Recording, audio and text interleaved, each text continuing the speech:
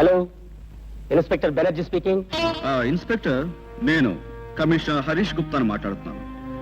Criminal భూపాల్ని special గా interrogate చేయాలనుకుంటున్నాను. అయితే లాకప్ నుంచి మీ ఆఫీస్ తీసుకోమంటారా సార్?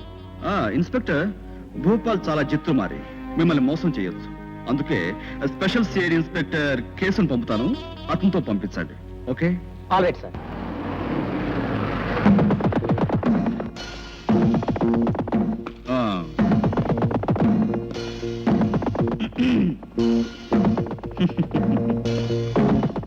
इंस्पेक्टर, मैं सीआईडी केस हूँ. Glad to meet you. Commissioner गाరు ఫోన్ చేశారు, మీరు వస్తున్నారు. अच्छी बात है. लाओ. क्या देख रहा है? मैं क्यों आया था? तुम्हारा सूरत देखने के लिए ना आए, तुमसे बातचीत करने के लिए ना आए, मगर क्यों? यस यस, भूपाल ने कमिश्नर गाరి దగ్గరికి తీసుకెళ్ళడానికి. हाँ, लाओ भोपाल बच्चे को. साले आपने अंदर है ना उस साले को? अच्छा अच्छा.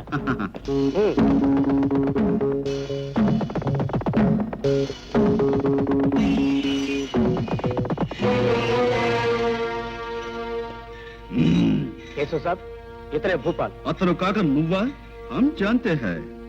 वो भूपाल के बच्चे. Good morning sir. Very good morning. चल बे चल. ఇన్స్పెక్టర్,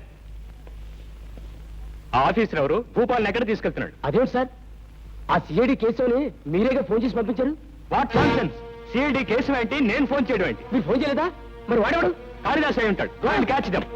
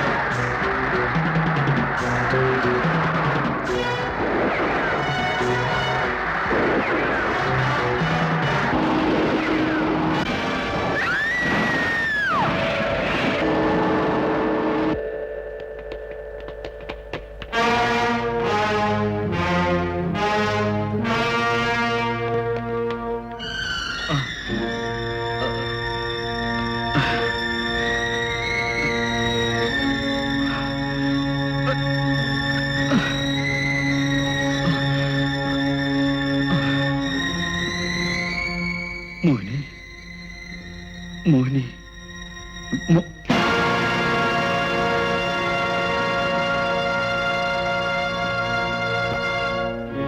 दादा, दादा.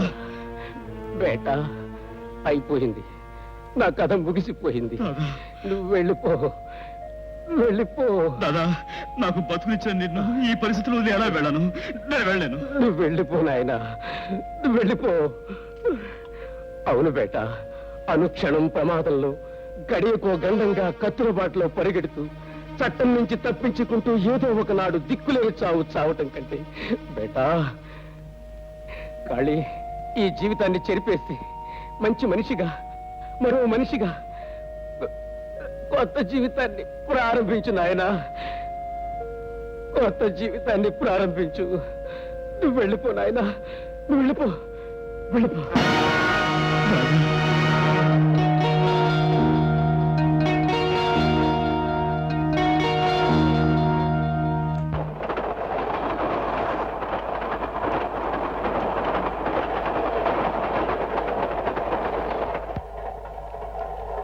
ఎక్స్క్యూజ్ మీ, మీ బాక్స్ అలా పెడతాను.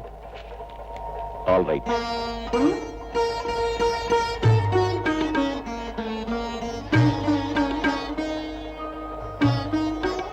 నీ పేరేమిటి బాబు?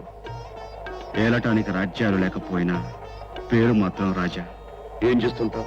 నా బ్రతుకు ఒక తీయటి పాట కాకపోయినా నేను మాత్రం పాటలు పాడి బతుకుతూ ఉంటాను. I mean pop singer. ఎక్కడికి వెళ్తున్నావు? నాది ఒక గమ్యం లేని ప్రయాణం. ఎక్కడ బుద్ధి పుడితే అక్కడ దిగిపోతాను. పరిచయం లేకుండా ప్రశ్నలు వేస్తున్నందుకు ఏమనుకో. వృత్తిరీత్యా పోలీస్ ఆఫీసర్ని, అందుకనే ప్రశ్నలు వేయటం అలవాటైపోయింది.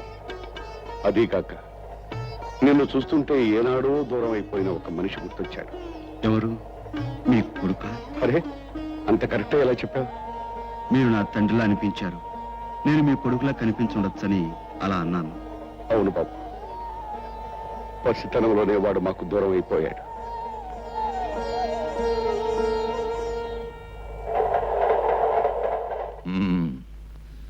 చూడు కైలాసం, ఈ ఊరు మొత్తానికి మన ఇద్దరమే మొగుళ్ళు. ఈ ఊరిని నంజుకున్నా, పంచుకున్నా, నవిలినా, మింగినా, ఊసేసినా మనిద్దరమే చేయాలి తప్ప మూడో వాడు మన మధ్యకి రాకూడదు. ఓకే? ఓకే లేవయ్యా, మూడో వాడు వచ్చినా వాడిని పంచేసుకుని నంజేసుకుని మింగేయడం మన సెటప్. నా సెటప్ మా కేటు కట్టి తెస్తా లేవయ్యా. అదేమిటి మొహం ఏమిటి అలా పెడతావు? ఇదేమిటనుకున్నావు? విదేశీ మందు. నేనేదో ఆల్కహాల్ కాకుండా ఆవు పంచితం పోస్తున్నట్టు ఫీల్ అయిపోతావేంటి? అబ్బా, నువ్వు ఆవు పంచతం పోస్తున్నావో ఆవు మజ్జిగ పోస్తున్నావో నాకు అనవసరం. నా సెటప్ తప్ప నేను వేరే తాగను. ఒరే కేటు!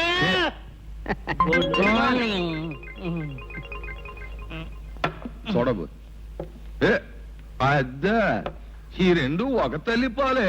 అది స్కాచే, ఇది స్కాచే. అయినా నా ఇంటికి వస్తూ నీ మందు తెచ్చుకు తాగడం చాలా బ్యాడ్. ఏమిటయా బ్యాడ్? నీ ఇంటికి వచ్చాను కాబట్టి నీ మంత తాగేసి నీ మంచం ఎక్కేసి నేను పెట్టి ఖాళీ చేసి నేను ఉట్టేమంటా? నీతో మాట్లాడడం కంటే అరటి తొక్క మీద కాలేయడం బెటర్. చాలరా. వెయ్యి అరటొక్క మీద కాలు. ఇదిగో మీ ఇద్దరు బయటకు పోండి, బయటకు పోండి. సోడా వేయాలి సార్.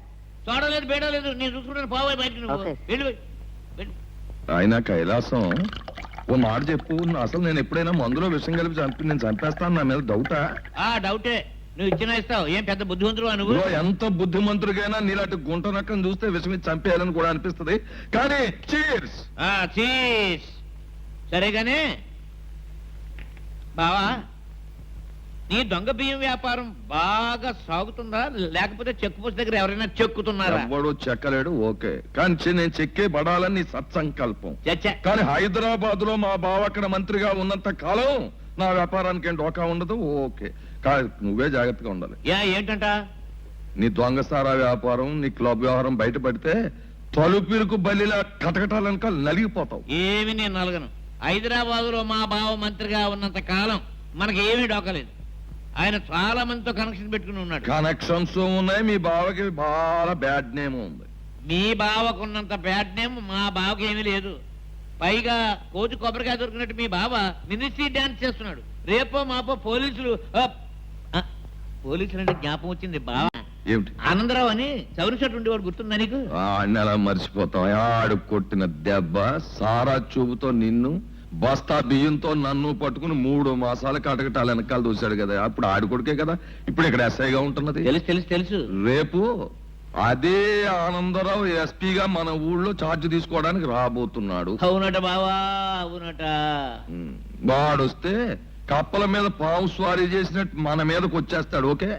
అదే బావా, నాకు మతి మతిలో లేదు. ఏం వర్రీ చేయాలి? అవ్వకు.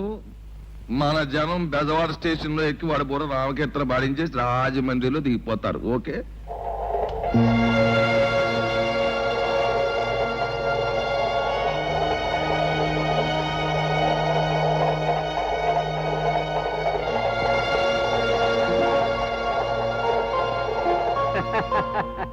Happy birthday to you Anandarao. Thank you very much. ఒట్టి విషయం చెప్పడమేనా, బహుమతి ఏమైనా ఉందా? నా కూతుర్నే నీ కోడలుగా ఇచ్చేస్తున్నాను. ఇంకంతకంటే విలువ బహుమతి ఏం కావాలి నీకు? చూసావా శారదా, మనం కట్నం ఎక్కడ అడుగుతామోనని ముందర కాళ్ళకి బంధం వేస్తూ కూతురు బహుమతి అంటూ పైసా ఖర్చు లేకుండా మన చేతిలో పెడుతున్నాడు. గొప్ప తెలివైన వాడు. ఆహాహా, నాకేమీ కట్నం ఇవ్వడానికి అభ్యంతరం లేదు, కానీ పోలీస్ ఆఫీసర్ గా తీసుకోవడానికి నీకు అభ్యంతరం ఉందిగా. చెప్పానుగా గొప్ప తెలివైన వాడని. డాడీ, ఇదిగో డాడీ మీ బర్త్డే ప్రెజెంటేషన్. చూసావా, బహుమతి నేను ఇవ్వకపోయినా మా అల్లుడు ఇస్తున్నాడు, తీసుకో. రవి, అది నీకెక్కడిది? కొన్నా డాడీ. డబ్బులు ఎక్కడే? డబ్బులు డబ్బులు నిజం చెప్పు, నా జబ్బు నుంచి కొట్టేశావా? లేదు నాన్నగారు. మరి మరి ఊరుకోరా రవి, పదా స్కూల్ టైం అవుతుంది. వాళ్ళందరి ముందు ఆయన నన్ను ఎందుకు కొట్టాలి? నేనేం తప్పు చేశానని? నన్ను పైపు ఎలా కొన్నావో చెప్పకపోతే మీ నాన్న కోపం రాదు. నేనేం దొంగతనం చేశానా? నానిచ్చిన పాకెట్ మనీ ఖర్చు పెట్టకుండా దాచిపెట్టి కొన్నాను. ఏం తప్ప? మా నాయనే లే, ఏం జరిగిందో తెలుసుకోకుండా తొందరపడి కొట్టమే ఈ పోలీసాళ్ళ పని. పద స్నానం చేద్దు గాని. నిజంగా నువ్వు గొప్పవాడు అవుతారా రవి? నీకెలా తెలుసు? వీపు మీద పుట్టుమచ్చుంటే 64 కళల్లో ఏదో ఒక కళలో గొప్పవారు అవుతారు. మహారాజయోగం కూడా ఉంటుందట.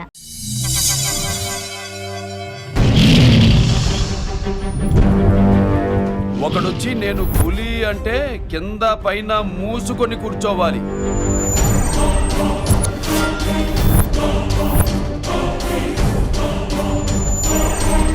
నేను చెయ్యి చాచినప్పుడే సెకండ్ ఇవ్వు.